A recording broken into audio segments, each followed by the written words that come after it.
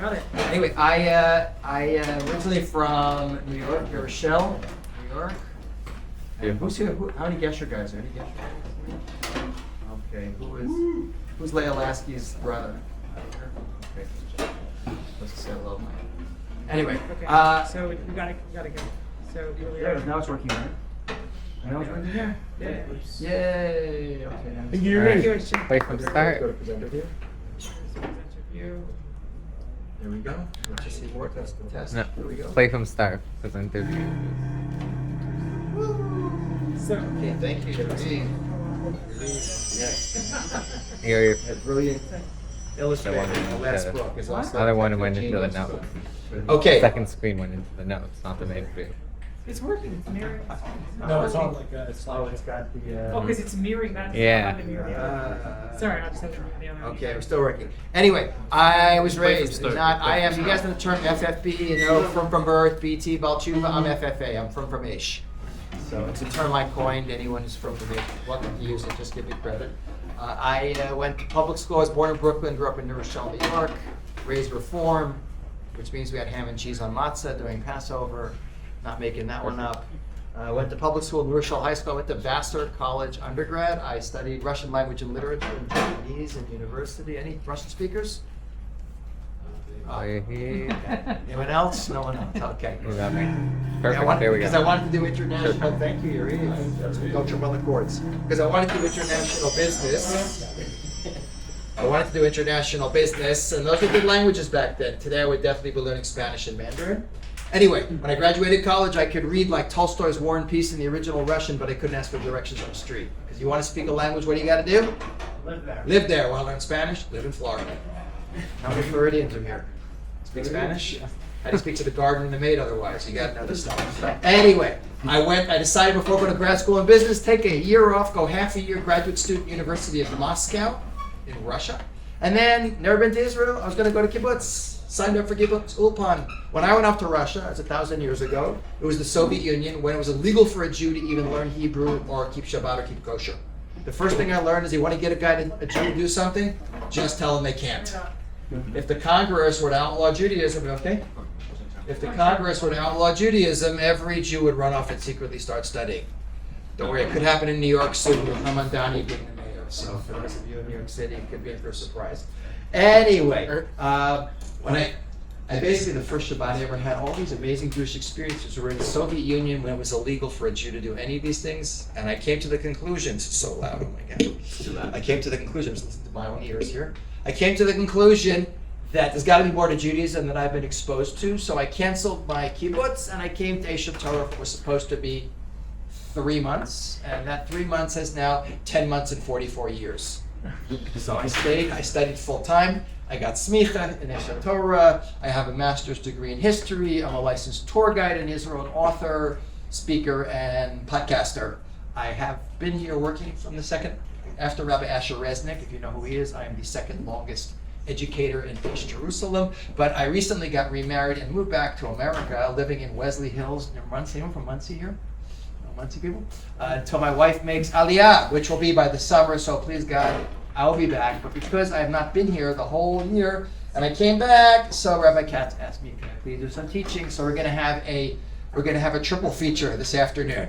You can stay for whatever you like, but they're all really good presentations. The first and the second one go together beautifully. The first one that you're going to see now is the first book I wrote. I don't have any books of mine with me, but you'll see my website. By the way, these presentations, not the last one, but the first two you're going to see are on my website if you want to see them again or share them or look at the quotes. There's also links. My website has been completely redone soon, but even the old website has links to the books and everything else. If you want to get one, we make my publishers very happy and my mother happy too. Okay, so this presentation is, I think, the ultimate Jewish pride presentation. We're going to do this. We're going to do a presentation on anti-Semitism, the hottest topic in the Jewish world since October 7th. And then, in honor of Donut Week next week, Sufganiyot Shavua Sufganiyot, it's donuts for those of you who don't know Hebrew, we're going to do the historical background to the whole Hanukkah story, which most people do not really know. Something about the Greeks and something about dreidels, and more than that, you don't know so much, most people. Okay, so each presentation takes about 15 minutes. We're going to run through this one. We're going to take a break for Mincha. Do the second one, take another break, do the third one. We should be done by about 6:15. If you can stay for all three, I think you'll really enjoy it. Get a lot out of it. Okay, if you have questions, by the way, since they're PowerPoints, if you don't mind holding them until after the presentation, I'll take questions and I'll be happy to get in touch with anyone on WhatsApp, whatever you like afterwards. And yeah, all good? Everyone here born, any non-Americans? Yeah, Or Canadians? South Korea. So that's lekker. Yeah, how's it? And Joker, Glen Hazel, the hood. Not really good as the weather. Okay, bring Bill Tongue next time you get a guaranteed A. Anyone else? Anyone else exotic here? Yeah. Same. Sorry, South Africa also. Also Joburg. Yeah. Okay, the base, the arch, whatever. I've been 20 times to South Africa. I go there to buy meat.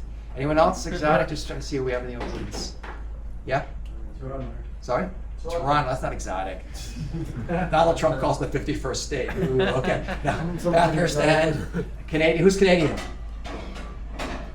No French people here? If you're French, you got to raise both hands because you're surrendering. Okay, never mind. By the way, warning in advance, I'm completely politically incorrect, so if you're very sensitive and woke, you're going to be in for a rough ride. Okay. God is also politically incorrect, in case you haven't figured that out by now. Okay, guys, let's begin at the beginning. To create this presentation, before I had the presentation, I brainstormed with audiences, about 1,500 people. Let's come up with a list of values we'd like to see in as perfect a world as humanly possible. And after asking about 1,500 people, I condensed it down into the 5 values that everyone kind of agrees on. Jew, non-Jew, religious, secular. Number 1 is value of life, the right to be alive, most basic of all values. Number 2, world peace, a world where there's no more wars, everyone gets along harmoniously.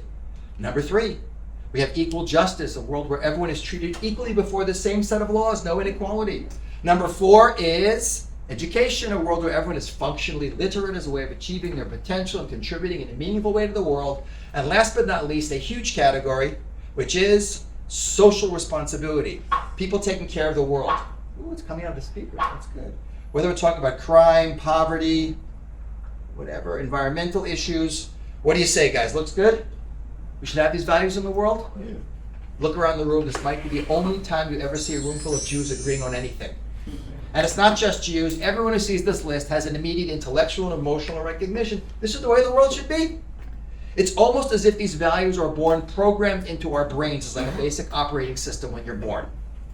So the first part of the presentation is to discover, are these values innate in human consciousness? Are they born with them in our brains?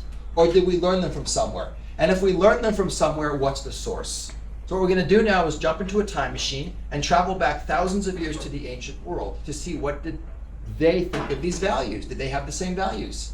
Now we can't look at every single civilization that's lived in the last 6,000 years because I'd have to be here for months talking about that. So I chose to focus primarily, but not exclusively, on the great foundation cultures of the West. What are the great foundation cultures of Western civilization? We think of the ancient world in the West. Who do we think of? Speaking of Hanukkah? Yeah. The Greeks and the Romans. Good, you got the right answers. I got no other images. But Greece and Rome gave us the lion's share of especially Western civilization and values and worldview. But the Greeks were the whole idea of the aesthetic, of philosophy, of art and architecture, and the Romans with their concept of government, law, engineering, and many other civilizations contributed. Even if we don't have time to look at all of them, we don't have to. Because one of the things I discovered when I was researching the book that I wrote after I came up with this presentation, excellent book by the way, ask my mother, she will definitely confirm that, is that although values vary tremendously, culture varies tremendously from place to place. Like what Chinese people ate 2,000 years ago is very different from what Romans ate 2,000 years ago. But what the Chinese and the Romans thought about things like value of life and equal justice, not that different. So with that in mind, let's jump into our time capsule, jump back to the ancient world, beginning with value of life. Let's look at what did they think of these values. Our goal is to see where do we get the values from. Everyone with me? Yeah? All good? Not speaking too fast? I get paid by the word, so I'm trying to get as much in. Any Southerners here? South of Mason-Dixon? Where you're from? Florida doesn't count. Unless you're from like Jacksonville. Sorry? Florida, the further north you go, the more south you get. Where are you from? Texas. Okay, southeast. Maryland. Southwest, sorry? Maryland. Maryland, Mason-Dixon line, okay. Sorry? Texas is like right in the middle. That's kind of outside the Civil War. You know? I was once speaking in Montgomery, Alabama. And the South is really great because everyone is really polite, but everything is half speed. So like 1 minute into this talk, actually, a guy says, would you mind slowing down a bit? So I like accents, so I said, okay. We didn't like that. He said, just because we talk slow doesn't mean we're stupid. I really wanted to say stupid is as stupid does, for those of you who've seen Forrest Gump, but I controlled myself. Anyway, a couple of examples to illustrate how different is the value of life in the ancient world. Anyone know the most common form of population control practiced by virtually every single civilization in antiquity? You're not allowed to. Okay, yeah. War, that's a side benefit of war, but for murder. Infanticide. Killing of newborn babies, universal practice in the ancient world, not just to control population, but also for sex selection. Lucky for you guys, you're guys, because in the ancient world, guys were generally considered valuable and girls were considered disposable. Here's a Roman writing to his wife 2,000 years ago. He says, know that I'm still in Alexandria and I ask and beg of you to take care of our baby's son. And as soon as I receive payment, I will send it up to you. If you deliver a child, if it is a boy, keep it. If it is a girl, discard it. Like throw it out. And a place like ancient Greece, an unwanted newborn child would be taken by the parents. You didn't call the baby disposal squad. Taken by the parents, stuffed into a clay jar, thrown out in the garbage, dropped down a well to drown, or leave it out on a rock to be eaten by a wild animal or die of exposure. Completely normal and acceptable. So bye-bye baby. Another shocking example, my baby's coming back, don't worry. Another shocking example of the different attitude towards value of life. Killing people for religious reasons, human sacrifice, which is again pretty universal in the ancient world. Although practiced to very varying degrees, meaning some cultures did it every day, some cultures did it rarely. Like the Greeks and Romans, not so into it. Like, you guys know the Emperor of China, when he died thousands of years ago, they beheaded hundreds of prisoners at his funeral. You guys heard of Genghis Khan, great Mongol conqueror of all of Asia in the 13th century? When he was buried with 40 virgins and 40 horses. Many cultures consider it a great honor to sacrifice themselves or their own children. Who's seen these Viking shows? You know, that when some Viking lord dies, they take some woman and they sacrifice her and throw her in and burn the whole ship with them on it. Look at this picture. This is an Inca girl. This girl was actually killed over 500 years ago. This is today in Peru in the Andes Mountains. But because she's in perfect state of preservation. Drugged, strangled, and then buried at the top of a mountain where it was freezing for the last 500 years. Her body is in a perfect state of preservation. She's not a prisoner or slave. She's someone's kid that the parents gave. But the most shocking example, bless her, the most shocking example of human sacrifice, who's been to Mexico? So Mexico City, which is one of the largest cities in the world, the center is a dried up lake, which had the Aztec capital called Tenochtitlan. The Aztecs basically went to war. In the center of that capital was a 150-foot high pyramid called the Pyramid of the Sun. The Aztecs went to war. Yeah. I don't think that. I'm not saying that. Point it. That's weird. I point the pointer at this TV. I don't think it makes a difference. It's going ahead. No? Okay, that's weird. We're not hooked up, but at least that's strange. Okay, thank you for that. Okay, the Aztecs went to war primarily to capture people alive, to schlep them up to this pyramid, and to rip out their hearts where they're still beating. If you saw the movie Apocalypto, they very graphically demonstrate that in the movie. And they did this to up to 1,000 people a week, because they believed that if the blood stopped flowing, the world would cease to exist. It's human sacrifice on a scale that's absolutely mind-blowing. But the worst example I can think of, the different attitude towards value of life, is killing people for entertainment. You got both there? Blood sport. Look at that. Double knockout. Awesome. Ooh. Like boxing or MMA, that kind of stuff. But there's limits to the violence. Sometimes people get really badly hurt or even killed by accident, but you're not supposed to go all the way. Not so in the ancient world. In the ancient world, many cultures went all the way and killed people. The Aztecs, people we just saw, they had a version of football. That's, for everyone else in the world, football is soccer. Only Americans. Like a British person once told me, why did the Americans call it football? No one's foot's touching the ball. And why do they have a World Series? Only they playing it. Which is also funny, but that's a separate question. But the Aztecs had a version of soccer where at the end of the game, the entire winning team was sacrificed to the gods. The winning team didn't pay to make it to the playoffs in Aztec sports. When we think of blood sport, what's the best worst example of blood sport? Gladiators, right. In over 200 locations throughout the Roman Empire, the Romans built these massive circular arenas. One of the largest and the most famous is this one, the Colosseum. Who's been there in real life? Who's seen it? Okay, good for you. When you're already in Israel, you may as well take a stopover anyway. Get cheaper flights. This is what it looks like today. This is not what it used to look like. This building was huge. It seated 50,000 people. The roof could go off and on it. There we go. The roof could go off and on at 2,000 years ago like an astrodome. Okay, the entire center of the arena could be mechanically lowered and filled with water in less than 15 minutes so boats could sail in it. If anyone saw that remake Gladiator 2, they actually had the boats cruising in there, that kind of thing. Okay, they could raise up to 1,000 people at once through the floor in elevators and put in fake trees and rocks like a Hollywood movie set. What was it used for? It was always free, by the way. Free entrance, free pillow, free meat, free wine. Can you imagine that American football game with free beer? You want a scary thought? British football game with free beer. Anyway, 50,000 men, women, and children would come watch. No such thing as parental guidance. This was suitable for all ages. The first act of the day was the Romans went all over their empire, brought back thousands of exotic animals, lions and tigers and bears, and watched them rip each other to shreds. Sometimes up to 1,000 animals a morning. Now, animal rights, people would have gotten nuts, but they would have been act number 2, which is feeding people to animals. But then in the afternoon, along with chariot races, the main sporting event of the Colosseum was what? Gladiators. Prisoners or slaves who fought to the death in front of thousands of screaming fans. And they didn't just use women. They didn't use men. They used women, children, blind people, dwarves, anything for the sake of entertainment. The most sophisticated civilization in the world was also the most brutal. You see, we make a mistake, guys. We think the more technology, culture, law, and order a society has, the more moral it'll be. Not true. There's no connection. Some of the most technologically, culturally, and morally, and I would say, and governmentally sophisticated civilizations and empires have been the most brutal. We see it with Rome 2,000 years ago. What's the best example of 20th century? Germany. Nazi Germany. So for a lot of different reasons, there's Joaquin Phoenix from the first Gladiator. He's Jewish, giving us the thumbs down. The value of life, most basic of all values, is pretty much absent from the ancient world. Wow. Okay. Let's go to number 2. Let's try world peace. Today, everyone wants peace, right? It's like a peace, you want peace, you want peace.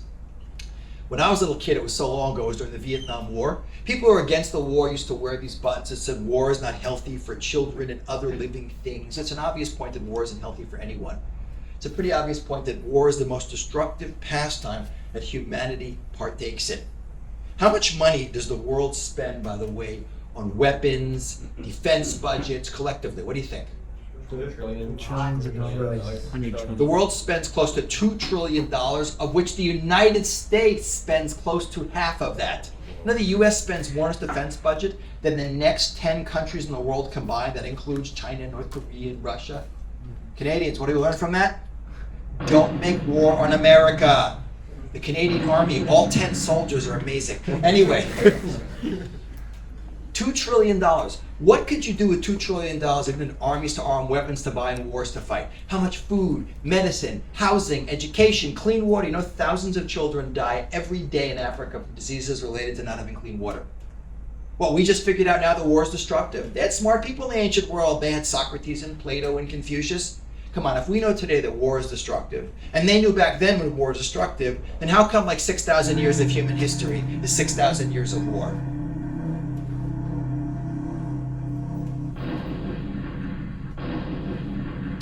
Why is there so much warfare in human history? What does war stand for, by the way? We are right. No. Why is there so much warfare in human history? Anyone know? Conquest. Number one reason is greed. Conquering. Absolutely. For sure. Taking, first of all, land, then women, children, gold, slaves, cattle, you name it. Number 2 reason, what's the law of the jungle? South Africans know that. They have the big 5. Yes, about the fittest. The lion's on top of the food chain because he eats everyone and no one eats him. He doesn't say to the gazelle in Africa, you had a rough day, you rest by a water hole, I'll chase a zebra today. He says, if I catch you, you're lunch. That's how animals behave. That's how empires behave. You think Rome ever respect any country's borders? The only people the Romans didn't conquer, like the Persians, were the people the Romans couldn't conquer. Conquest was natural, not to conquer was a sign of weakness. And of course, the third reason why there's so much war, who's glorified in the ancient world? Where's the world's first great heroic literature? It's on the screen. Who's seen the Iliad? I'm not talking about the movie Troy, you know, with Brad Pitt, whatever. No, go read the book by Homer. It's one giant battle scene with occasional breaks for long speeches. Because the hero, by definition, is the warrior. He gets the honor, the glory, and the power when he's alive, and he becomes a legend after he's dead. To be a warrior was the thing for guys to do. I say guys specifically. If women ran the world, it would be a very different world. A woman comedian once said, when a woman gets depressed, she eats or shops. When a man gets depressed, he invades another country. But it's glorified in all ancient literature. Here's Wallace Caldwell from Columbia University. He writes, war, therefore, is in the mind of the poet the chief business of men from youth to age, but he regards it as the special flower of youth. The glorification of war, the glamour and glory of battle were subjects of the finest words and pictures. But to be fair, the Romans had a period of 200 years called Pax Romana. What's Pax in Latin? Peace. 200 years of peace. The Romans never had 2 years of peace. So what was the Roman idea of peace? What do you think? We're winning. Yeah, we conquer the world, we have peace. Today we call that aggressive, expansionist, colonialist, whatever. Back then they called that peace. If you could beam yourself back to the Roman Senate that ruled the Republic 2,000 years ago and say, hey guys, you know what peace is going to be in the 21st century? That mega superpower countries like America, and America could gobble up Mexico and Canada in less than a week, no problem. They don't do it because it's just not done anymore. They would have needed Prozac when they heard that. That's how depressed they would have been. Because in the ancient world, peace was the break you took between wars to rearm and fight again and conquer more. Otherwise, it's absent. So another basic value, basically gone.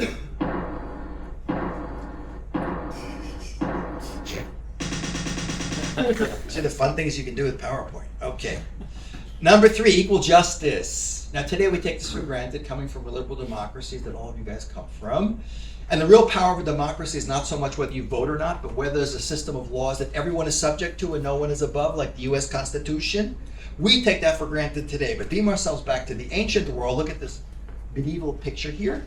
Look at the guy down there in the corner of the screen. We'll call him Joe Average Ancient Guy in the blue outfit. Where is Joe Average Ancient Guy on the socioeconomic ladder, guys? Is he upper class, middle class, lower class?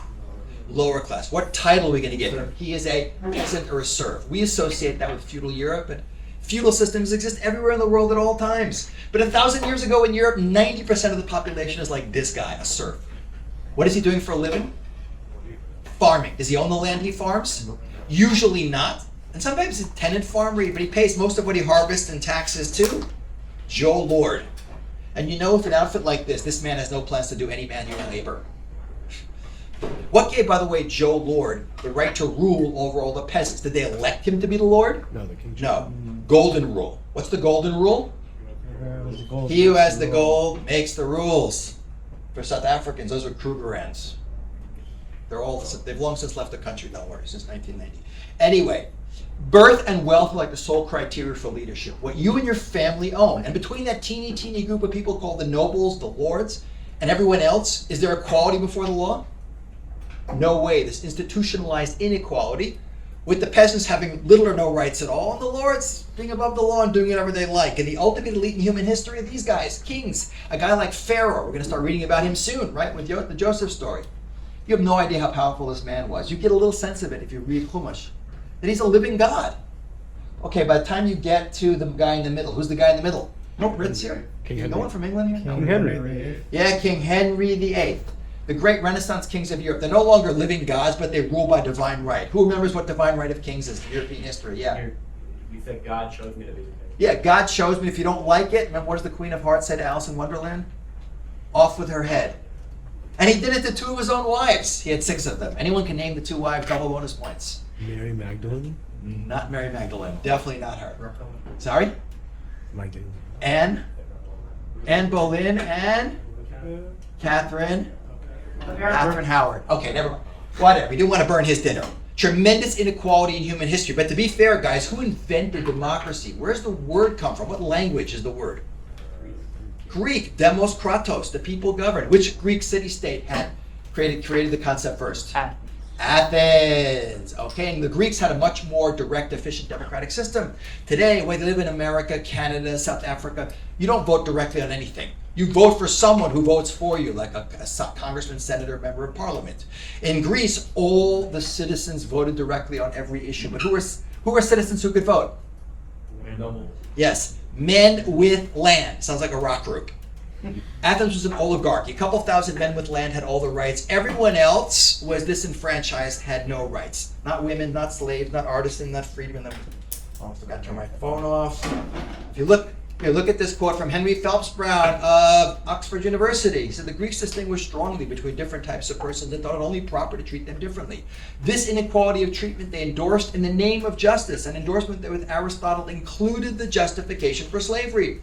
Only those men were citizens who had certain qualifications. Beyond them, it was taken for granted were all women, but also farmers, laborers, mechanics, freedmen, slaves, and aliens. If you could beam yourself back to the oligarchy that ran Greece 2,500 years ago in the time of Hanukkah, a little bit later, and said, you know what? In the 21st century, that everyone, man, woman, black, white, young, old, everyone is going to be treated equally before the same set of laws. They would have laughed in your face and told you you're crazy. So another value, basically gone. Okay, moving along to education. And we take this one for granted because we all live in a world. Well, if you're raised as a religious Jew, it doesn't work so well. You got to pay that. That joke, what's the number one form of birth control for Orthodox Jewish parents? Day school tuition. Like $25,000 a kid after taxes. But besides that, issue aside, and by the way, there's enough Jewish money being given out to give every Jew a free education. That's a separate problem that goes for everything else. But we assume in modern liberal democratic countries, government has an obligation to educate the citizens up to a certain basic level, like through, like 12th grade, whatever. We also assume the government not only has an obligation to do it, but government actually wants to do it. What do you gain by educating your population, guys? I once asked that in a class, and a girl raises her hand and goes, an educated population. It's a brilliant answer. What do you gain by educating your population, besides an educated population? Technological advancements. Yeah, you get a first world technologically advanced country. One of the big differences between the first and the third world is the average level of education of the population in general. Okay, so the Greeks, philosophy means lover of wisdom. They love wisdom. The Romans, look at what a great army. They had the most organized military. They must have great free public school systems. That's what you might think. But let's go back to Joe Average Ancient Guy with his torn leggings. What percentage of people you think historians estimate, on average, in the ancient world were functionally literate? I'm talking about elementary school level reading. 2%. Bless you. 0.1? 0.5, 0.1. Okay, you read the book. You're right. 0.1 is the correct. Yes, 0.1%. On average, until the Protestant Reformation and the printing press 500 years ago, on average, it varied from place to place and time to time. 1 in 1,000 people could read. That is pretty shocking. It's almost like New York City today. No, just joking. You see the statistics how people in New York City public school system fail? High school, right, it's scary. That's a separate topic. Why are the rates of literacy so crazy low throughout human history? Why? They didn't have to read. Okay, that's interesting. Access was difficult. Sorry? Access was difficult, yeah. It's easier to control a society. Easier to control. Most people jump on that one first. Is it? But, sorry? Yeah. Trades are more practical to learn? Trades are probably, but you could be literate and be a trade. It's interesting. Just what it says in Pirkei Avot, Asia hu Ashir, who is a wealthy one, someone who is happy with what they have. So if you have this thought, you'll be very wealthy your whole life. You come from a first world country, and all of you do. I'm not so sure about South Africa. I don't know. They're load sharing. They're running out of electricity because they're stealing all the wires. But everywhere else, you come from a first world country, and you have, a house, not a shack, a shed, a hut, a house with running water, indoor plumbing, a kitchen and a refrigerator full of food that you don't eat all of it because you don't want to be overweight. You know what a luxury it is to worry about weighing too much in human history? And you got a 9-to-5 job. You have weekends, vacation, health plan, retirement benefits. You have your teeth in your mouth past the age of 30 and you live to see your grandchildren. You have a standard of living that only exceeds the vast majority of people who lived for the last 6,000 years. You have a standard of living exceeding billions of people in the world today. There's a billion people on this planet who don't even have a toilet of any kind. What do you think the daily goal of the average ancient peasant was? Yeah. Before you had modern science, technology, medicine, and stuff, you had survive, make it through the day. You had tremendous rates of infant mortality, by the way. Up until 200 years ago in England, half the children died by the age of 2. And if the name of the game is survive, what do your kids have to do as soon as they're old enough to start doing it? They gotta work, which is why child labor is universal in the ancient world and in the third world today. Send my kids to school, we starve. But let's say you're a little better off and can afford to send your kid to school. You think you'd find a school, even for pay in the ancient world? Rare indeed. The Greeks who loved wisdom, considered it a form of prostitution for a Greek teacher to sell his wisdom to anyone. And what's the other reason why there's so little literacy in the ancient world? Who starts all the, Occupy Wall Street in the 1960s, anti-Vietnam War movement? Who's starting all the trouble? The educated. But what demographic? The lower class. No. College students. Usually liberal white Jews often people most into it. People who are not actually affected by a lot of the social issues are the ones who stand up for them the most, by the way. Look at all the great revolutionaries. You see, most of them did not come from poor, oppressed, not Lenin, not Che Guevara. That's a separate topic. Specifically, who started that? That girl, I think, is mostly responsible. And I don't know who she is, but she's definitely Jewish. And from Long Island. Come on. Guys, seriously. But what's with the college students? They're young and idealistic, and they're educated and empowered. You put that together, you have an incredibly difficult group of people to control in the non-democratic ancient world. They figure out the best way to keep things stable is to keep people stupid. Look what William V. Harris of Harvard says. He says the written culture of antiquity is mainly restricted to a privileged minority. It should be obvious that in Greece, and to an even greater extent in the Roman Empire, the illiteracy of the masses contributed to the stability of political order, meaning the dumber people are, the easier they are to control. The disturbances caused by the spread of literacy, on the other hand, have been numerous and varied. The Greeks and Romans would have become very different people if, per impossible, they'd achieved mass literacy. So guys, whether because of just having to survive or deliberate government policy, and very often it's a combination of both, virtually no one in the ancient world could read, so another value, God.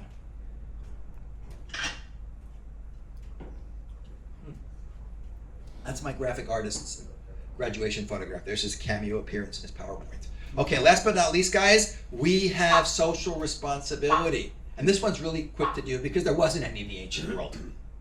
Today, in all developed liberal democratic countries, you have social welfare infrastructure, you have food programs and housing subsidies and educational subsidies. People fall through the cracks even in that situation, but it's government's obligation in a modern liberal democratic country to take care of its citizens. You think you had any of that in the ancient world? In a place like Rome 2,000 years ago, if you were hungry and homeless and didn't have family to help, tough, die. The government would do nothing for you. And of course, today we have even a more beautiful idea of international social responsibility. When there's a flood or an earthquake or some sort of war or famine, you have countries send foreign aid, and you have, United Nations Peacekeeping Force, International Monetary Fund, Doctors Without Borders. You think you had any of that in the ancient world? No way. Imagine asking Rome for a peacekeeping force. That's like a really scary thought. What were leaders in the non-democratic ancient world interested in, guys? It was one word. It began with the letter P, and it was not the word peace. Power.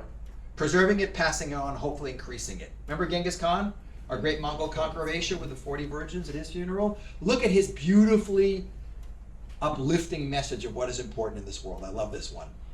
The greatest happiness is to vanquish your enemies, to chase them before you, to rob them of their wealth, to see those dear to them bathed in tears, to clasp to your bosom their wives and daughters. A true humanitarian visionary. This value completely absent. Boom.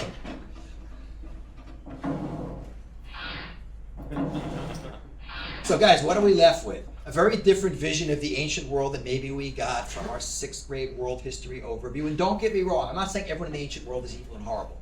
Not true at all. The vast majority of people throughout human history are just trying to do what? Survive, make it through the day. They're not hurting anyone. And don't get me wrong, I'm not saying good stuff didn't come out of the ancient world. Ideas and technology, it definitely did. But what I am saying, guys, is this beautiful vision of values that the entire world basically is bought into is not the product of even the most sophisticated civilizations of antiquity. So we're left with this huge question: where do we get the values from? Now, there's a British historian by the name of Paul Johnson. He died 2 years ago, but he came out with a book in 1987 called The History of the Jews, which in my opinion is almost a proof of God because it was a bestseller for 3 months. I was recommending that book for many years until I wrote a better one, Crash Course in Jewish History. If you don't believe me, you can ask my mother. You'll see. Usually I have a copy with me, but not now. Anyway, at the end of his book, in his epilogue, Paul Johnson does a beautiful job of answering this question of where the values come from. I want to share with you the quote. It's very powerful. He says, "One way of summing up 4,000 years of Jewish history is to ask ourselves what would have happened to the human race if Abraham had not been a man of great sagacity." It's a great word, by the way. It means to be sage-like, wise, or clever. Or if he had stayed in Ur and kept his higher notions to himself, and no specific Jewish people would have come into being. Certainly the world without the Jews would have been a radically different place.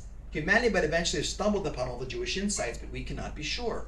All the great conceptual discoveries of the human intellect seem obvious and inescapable once they've been revealed, but it requires a special genius to formulate them for the first time. The Jews had this gift. Pay special attention to what he says now. Keep in mind the list of values we got from my audience. To them, meaning to us. We owe the idea of equality before the law, both divine and human, of the sanctity of life and the dignity of human person, of individual conscience and so of personal redemption, of collective conscience and so of social responsibility, of peace as an abstract ideal and love as the foundation of justice, and many other items which constitute the basic moral furniture of the human mind. Without the Jews, it might have been a much emptier place. Above all, the Jews taught us how to rationalize the unknown. The result was monotheism and the three great religions which profess it. It is almost beyond our capacity to imagine how the world would have fared if they had never emerged. And I always say it's a really good thing that a non-Jew wrote this quote, because if a Jew wrote it, no one would believe it. By the way, if you're going to impress someone with how great the Jews are, always get Gentiles saying it. Then it's all, the Gentile says it, no, it's... Anyway, but what Paul Johnson's saying is not unique to Paul Johnson. I can quote you dozens of presidents, prime ministers, philosophers, historians, thinkers who all say the same thing. The Jewish people are the great civilizing force in human history, the great spiritual force, the great values force. Don't get me wrong, I'm not saying Jews are perfect. There's some rotten Jews running around this world, usually mean things like Weinstein. we need like a Smith committee.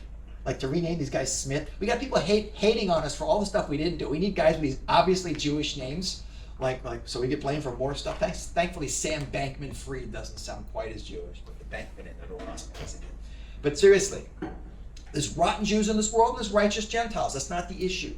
But we, the teeny tiny Jewish people, who shouldn't even be here, have transformed the collective conscience of humanity spiritually and morally. As to why that is so, we'll see in just a couple of minutes. What I want to do, and you guys are well educated, so this is really going to be quick. I want to run you back to this list and show you how in every single one of these areas Judaism is truly transformative. Beginning with value of life. The best example of the Jewish conception of value of life being different from everyone else comes from number 6 of the Aseret Dibur, the 10 Commandments. What's number 6, guys? What's number 6? Right, don't murder. The most mistranslated word in the Hebrew Bible. It's lo taharog. Okay, don't murder. Judaism taught the world human life has intrinsic value. Judaism taught the world you don't kill babies. Judaism taught the world you don't kill people for entertainment. God doesn't eat human blood. Why, by the way, is it don't kill, don't murder, and not don't kill? Could be justified. Yeah, because we're not pacifists. There's situations in the world where you can defend yourself, you can go to war, but because we value life so highly, there's a death penalty in Jewish law, but it's extremely hard to mete it out to anyone. And he's supposed to violate virtually all the commandments to save another human being's life. Most beautifully said by that statement, of course, in the Mishnah, the oral law. Saving a life is like saving a universe. Keep in mind the rabbis are saying this at the same time as the Romans are killing thousands of people for entertainment. It's truly revolutionary. Okay, how about peace? What's the word for peace in Hebrew? Everyone knows that one, even non-Jews. Shalom. Hello, peace, same thing. In other words, shalom appears 240 times in the Hebrew Bible. We're obsessed with it. So basic is it to our worldview, it's how you greet your fellow human being. All the rabbis talk about peace as the ideal state, the great prophets and Isaiah, and you name it. The best proof of the Jewish obsession with peace doesn't come from Jewish sources. What's today the world body today, supposedly dedicated to bringing peace to the world, when it's not obsessively hyper-focusing and condemning Israel? The UN, which stands for the useless nothings. In theory, it's a good idea. But in practice, it hasn't worked out so well. If you go outside Useless Nothing headquarters, by the way, here's some quotes on peace. In Manhattan, you can see, okay, bye, enough peace quotes. Okay, thank you. I should have ran by before. Okay, anyway, there we go. There's a wall outside the building. It's called the Isaiah Wall. It's a quote from the prophet Isaiah about lo yisagol cherev lo yilmadu milchama. Nation shall not lift sword against nation, neither shall they learn war anymore. Why is this quote of all quotes about peace the motto of the UN? Because the founders of the League of Nations, which is the forerunner organization of the United Nations, was actually Jan Christian Smuts, the president of South Africa. He said the vision of this organization is the vision of the Jewish people and the prophet Isaiah. We taught the world that peace is the ideal permanent state for humanity. Let's keep going. Equal justice. What's the word for justice in Hebrew? It's a bunch of different words. We have mishpat, we have din. What's the word I'm looking for? Tzedek. What's the word for charity in Hebrew? Tzedakah. The root of the word charity is the word justice. By the way, the word tzedek appears 120 times in Tanakh. It's interesting. Shalom 240, tzedek 120, exactly half. Maybe you need twice as much justice to get a little peace. Maybe that's why it says tzedek tirdov. But out of the obsession with this word comes a completely transformative concept that you can see right there in Vayikra. Within Leviticus, as they say. By the way, if you want to show any of your liberal friends and family where all the bucket list of the greatest values of Western liberal democracy, just take them to Vayikra 19. It's all there. Boom, boom, boom, boom, boom. You shall do no unrighteousness and judgment. You shall not respect the person of the poor, nor honor the person of the mighty, but in righteousness you shall judge your neighbor. What does that mean in simple English, guys? No discrimination or favoritism either way. Not to the rich, not to the poor, because you can do the other way. You have reverse discrimination, like the equal, like all the stuff, the equal opportunity stuff they have, whatever crazy stuff going on in the world. What was it called? I forgot the name of it. BDI? No, not the BDI. Before BDI, it was affirmative action. Discriminate against better qualified people because they don't have the right color, skin, things like that. You can go both ways. But Judaism taught the world that everyone has to be treated equally before the same set of laws. We don't appreciate this point because we don't live in a world where you have these all-powerful, living God kings and kings who can cut your heads off. Today you think of a monarch, a reigning monarch. Still in the world today. Who do we think of? Donald Trump. Yeah, he just made his birthday. You can go to the national parks for free on his birthday, but not on Martin Luther King's. Oh my God. For the news, he's the gift that keeps giving. Anyway. No, King Charles of England. I can't get used to saying his name was Queen Elizabeth for so long. But King Charles, come on. This is a monarch. He gets no nachas from his kids. He has to pay taxes. He has no political power. This is not a real monarchy. You compare these guys who are really powerful to a real Jewish king of antiquity, you see. Real Jewish king had a lot of power. But and that a Jewish king had a commandment to write a Sefer Torah and wear it. Look what it says right over there. In Dvarim 17, and when the king sits on the throne of his kingdom, he will write a copy of the Torah, and it will be with him, and he'll read from it all the days of his life. Why? So he will learn to fear the Lord his God, to keep all the words of his Torah and do its statutes. The king has to know the King of Kings God, and no one is above the law. By the way, this statement in the Bible, any of you guys heard of the Magna Carta? King John of England, Runnymede, England, 1215. That's the first birth of limiting the power. No, this is the first example. That not even a king is above the law. And the biblical government of Israel was not a pure democracy, by the way. It was a mixed system, checks and balances. Great piece of trivia. The U.S. government was based on the biblical model. They just replaced a king with a president. They did offer George Washington to be king, and he said, we just got rid of one George, King George. You're not going to have another George king. But in biblical Israel, the chief political leader is the king, who was very powerful. The chief religious leader is not the king. That's a huge innovation. Who's the chief religious leader in biblical Israel? Kohen Gadol. We should live to see him soon, doing the avodah right up there. A few hundred, this is amazing. Sit in this room and look out there. But the judicial legislative body that really made the legislation was what? Which body in biblical Israel? Today's the Congress, Senate, the Supreme Court. One body was all three in biblical Israel. It's called the Sanhedrin. They could adjudicate and legislate. They had a tremendous amount of power. Anyone else in the world to have that power was the golden rule. Remember birth and wealth? What did you have to be on the Sanhedrin, guys? Who knows?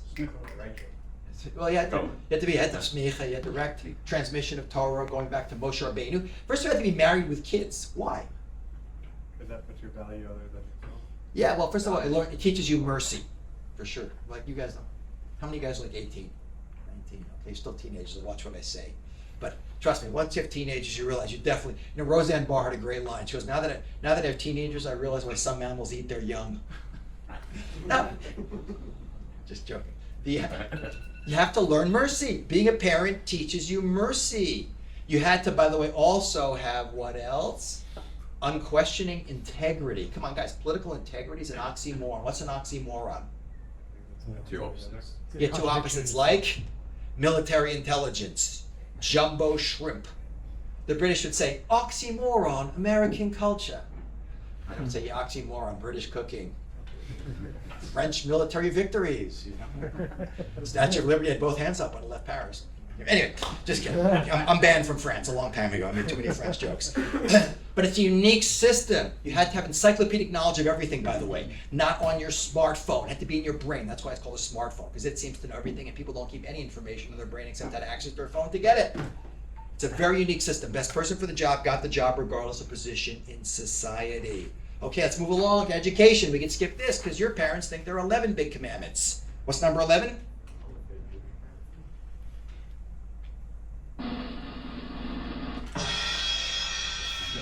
Thou shalt go to uni.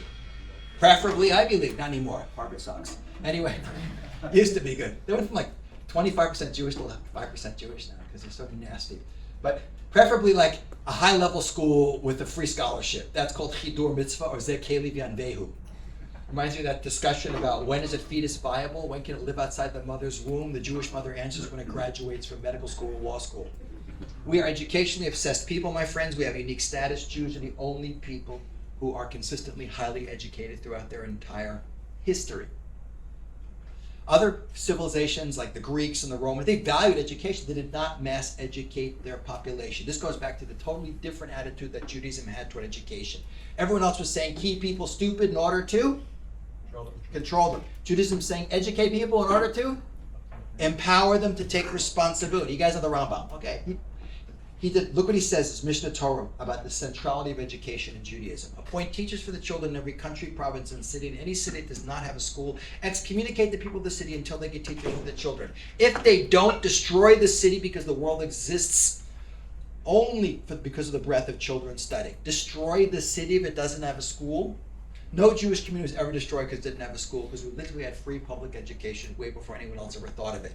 And if you're thinking, yeah, rabbis talking about Jews, you can't believe it. Look what Peter Abelard, medieval Christian theologian and thinker, says about Jews and education about 1,000 years ago. A Jew, however poor, if he had 10 sons, would put them all to letters, not for gain as the Christians do, but for understanding of God's law. And not only his sons, but his daughters. And moving on, last but not least, we have social responsibility. And this is the other area where Judaism is completely unique. We are not only history's only highly literate people, we are the only people to have consistently high levels of social welfare infrastructure. The smallest, poorest, oldest Jewish communities had social welfare infrastructure far older and far more comprehensive than the greatest civilizations and empires of the ancient world. And that goes back to another great quote from Vayikra 19, probably the three most famous words from the Bible that are right out here on the Aish building. Go below the Chilhuli glass there, you'll see it on the wall. Love your neighbor as yourself. Guys, what does that mean? Like I stand on a street corner with a smiley button, handing out flowers, telling people to have a nice day? Probably in LA, that's what it means. But what does it mean in Jewish law? You have to give 10% of your income to tzedakah, to charity, whether you like it or not. You have to help you have to help the widows, the orphans, the downtrodden, the oppressed. It's not just Jews. It's also non-Jews. It's not just, by the way, human beings. You know the first animal rights legislation? The first animal rights legislation, the first environmental law, all in the Torah. Way before anyone else. Part and parcel of this whole vision of social responsibility that is part and parcel of Jewish communal life. Way earlier than anyone else, before anyone else thought of it. And now the whole world has absorbed this. And all the great modern social thinkers will generally, when you read what inspired them, they will go back to things like the Bible. Look at what Lyman Abbott, a big American social thinker from over 100 years ago, says about the Jewish people. It would be impossible to mention any other people of even a much later age whose law and constitution embodied an ideal so noble as that embodied in Hebrew civil laws, or any people whose history shows the existence of political institutions so essentially just, free, and humane. We Gentiles owe our life to Israel. He's not talking about the state. This is before the state. He's talking about the Jewish people. It is Israel who, bringing us the divine law, has laid the foundations of liberty. It is Israel who had the first free institutions the world ever saw. When sometimes our own unchristian prejudices flame out against the Jewish people, let us remember that all that we have and all that we are, we owe under God to what Judaism has given us. Wow. We should read that in the UN maybe. Okay, that'd be good. Before we sell the organization to a real estate developer to make it condominiums. So guys, what are we left with? This amazing fact that we, the teeny tiny Jewish people, have transformed the world. But before we take a break to David Mincha, we have to answer one more big question. What is it about us so small and able to have an impact so big? Understand that we have to understand what is the most significant impact, contribution the Jewish people have made to the world, besides guilt, bagels, junk bombs, leverage buyouts, Einstein, Marx, Freud, 22% of all the Nobel Prizes since 1901, 24% of the Fields Medal in mathematics, 25% of the Forbes list of the wealthiest people on the planet Earth, 6 of the 10 wealthiest people on the planet are Jewish, all that nonsense, whatever. What's the greatest Jewish contribution to the world? Christianity.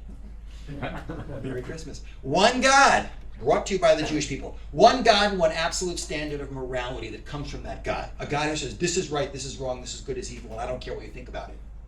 Call it ethical monotheism, call it what you like. Hands down, it is the most transformative idea about religion and morality and ethics in all of human history. An idea that we can look back through history and see is transforming the world, but an idea which thousands of years ago was incomprehensible. If we just jump back 4,000 years to Joe Average, ancient guy sitting here in the middle, contemplating his moral, spiritual universe. In the ancient world, there is no secular.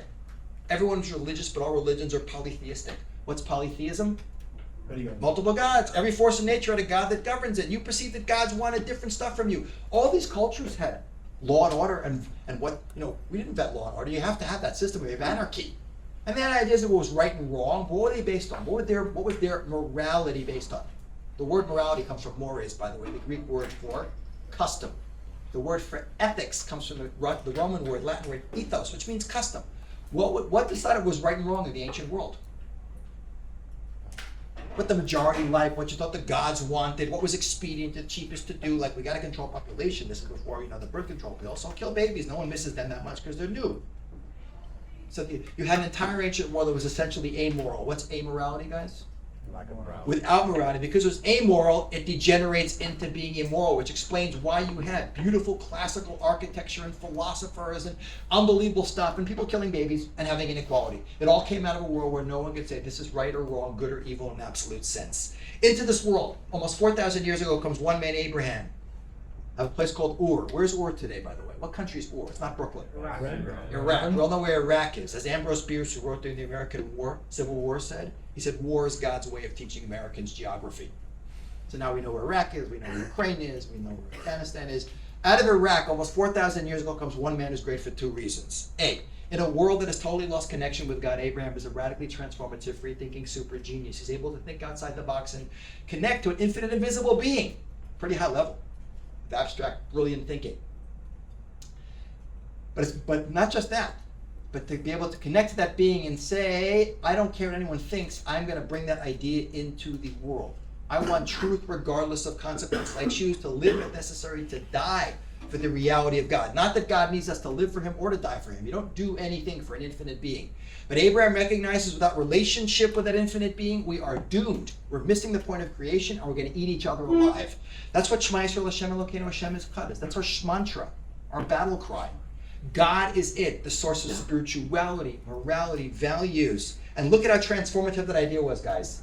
Go back to the very beginning. Parshas Bereshis, we talk about it. In the beginning, it says we're made in his image. God doesn't have any parts. What do we have that's God-like, human beings?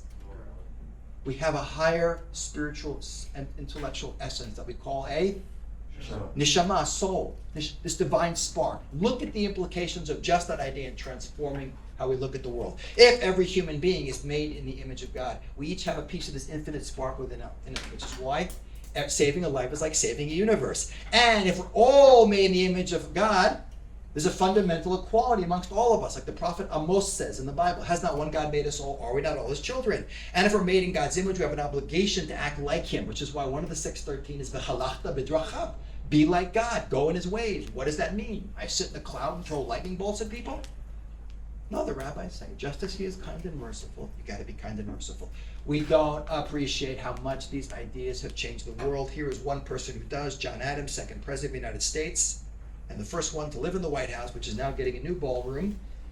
He says, I will insist the Hebrews have done more to civilize men than any other nation. If I were an atheist and believed in blind eternal fate, I should still believe that fate had ordained the Jews to be the most essential instrument for civilizing the nations. If I were an atheist of another sect, I should believe that chance had ordered the Jews to preserve and propagate for all mankind the doctrine of a supreme, intelligent, wise, almighty sovereign of the universe, which I believe to be the great essential principle of all morality and consequently of all civilization. They are the most glorious nation that ever inhabited this earth. The Romans and their empire are a bubble in comparison to the Jews. They have given religion to 3/4 of the globe and have influenced the affairs of mankind more and more happily than any other nation, ancient or modern. And if you're running for president today, I would definitely be voting for him. And again, he's one of many presidents, prime ministers, philosophers, historians, thinkers who say this point. Which brings us to what our mission is in this world. It's not about conquering the world, it's not about converting the world. It's about being a light, being a role model, which brings us to our unique responsibility, which most Jews can't explain, which is this chosen people idea. One day you'll be walking on the street wearing your yidlid, and someone's going to walk up to you and you go, you're Jewish, think you're chosen, what do you think you're chosen for? Jump all over you. You got to be able to respond. The simple answer is, Abraham says to God, God, I choose you. I choose to dedicate my life and the life of my children to having a relationship with you and teaching the world about the values that come from you. And God says back to Abraham, you're choosing me, Abraham, I choose you back, you and your descendants, us the Jewish people. What are we chosen for? We're not chosen for privilege, we're chosen for responsibility. What's the responsibility? Tikkun olam, the most misused word in the Jewish world. What did that translate into, Tikkun Olam? Fix the world, which definitely beats save the whales. But my friends, and this is the point that's most lost on, I believe, the religious Jewish world too, the number one responsibility of Jews in the world is Kiddush Hashem. To live and act in a way individually and collectively that inspires people. People are supposed to look at us and go, look at those Jews. Look at what nice people they are. Look at how they run their businesses. Look at their families, their schools, their communities, that cool little country in Israel. What's their secret? Which brings me to the last little piece of the riddle, guys. Okay, we understand that the values come from the Jewish people. We understand that without the idea of one God, national standard, and morality, they wouldn't be here. What's the process? How do we get the world to buy into those values? This is half the book I wrote called WorldPerfect. It wasn't easy and it wasn't quick. For 2,000 years, from the birth of Abraham to the birth of Christianity, we're the only people believing in one God. And as we see in the Hanukkah story, people were telling us, you're crazy and trying to kill us. And after being told we're crazy for 2,000 years, out of Judaism will come two offshoot faiths. Which two offshoot faiths, guys? Christianity and Islam, which will convert billions of people to a worldview that's primarily based on Judaism, because any believing Christian or Muslim will tell you there's one God. Okay, the Christian one's got a few parts, forget that. But he created the world, he gave one standard of morality to the world, he gave the Jewish people the Torah at Mount Sinai, and then he changed his mind and chose us instead. That's a different problem, a separate presentation. But that's the greatest transformation in human history. And what's the other way the Jewish values have gotten to the world? Not through a religious system, but through a political ideology. What has been the fastest growing form of government in the last 250 years? Liberal democracy. The word might come from the Greeks, but the values behind it overwhelmingly come from the Bible and the Jewish people. It says it right there in the first democratic republic founded in human history of the United States. We hold these truths to be self-evident, that all men are created equal, that they are endowed by their Creator with certain inalienable rights, that amongst these are life, liberty, and pursuit of happiness. So guys, to come to a close, take a break. If we make a graph of religions of the world, we are so small, we don't even appear on the graph. There we are. Here we go. Hey, Jews. No? No? There we go. Okay. Yes. 0.2% of the world's population. If we make a graph of impact on the world, we are off the charts. Smallest of nations, biggest of impacts. So I normally have a whole close I do now, but because we're going to take a break now, because I'm doing another presentation, I'll save the close for the end. But just to unappreciate, guys, the incredibly transformative impact that we, the teeny tiny Jewish people, have. And keep in mind again that we are the God Squad. Our job is to bring godliness and God-based values into the world. We're going to take a break. When we do the next presentation, which is a blow-away presentation on anti-Semitism, you'll see that it segues beautifully this into what's going on in the mind of the greatest Jew hater in human history, modern history. Who's that? Hitler. Adolf Hitler. You'll see exactly where it fits in.